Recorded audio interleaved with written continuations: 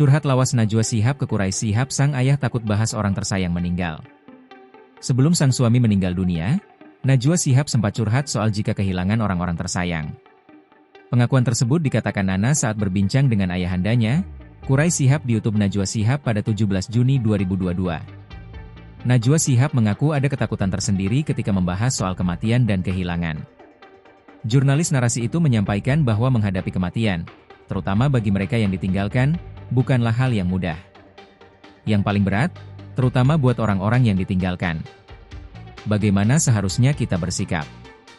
Karena rasanya ya, walaupun semua orang pasti akan menemui ajalnya, tanya Najwa Shihab kepada sang ayah dilansir dari YouTube-nya, Rabu, 21 Mei 2025. Najwa pun mengenang kembali masa ketika sang ayah, Quraisy Shihab, yang akrab disapa Abi, sudah menunjukkan tanda-tanda akan pergi.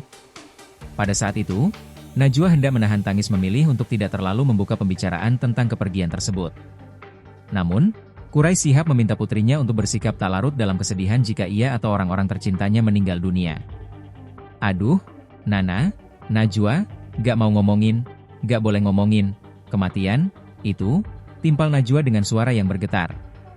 Najwa mengungkapkan bahwa bersedih dan menangis merupakan hal yang manusiawi. Kala itu, mereka sepakat untuk tidak membahasnya lebih dalam. Kini, Najwa Shihab harus merasakan duka yang teramat mendalam ditinggalkan suami tercinta untuk selama-lamanya. Seperti diketahui, suami Najwa Shihab, Ibrahim Sjarif bin Hussein Ibrahim Assegaf, yang wafat pada Selasa, 20 Mei 2025, pukul 14.29 WIB di RS Pusat Otak Nasional, RS PON, Jakarta. Ibrahim Sjarif meninggal dunia akibat sakit stroke dan pembuluh darah pecah. Download Tribun X sekarang, menghadirkan lokal menjadi Indonesia.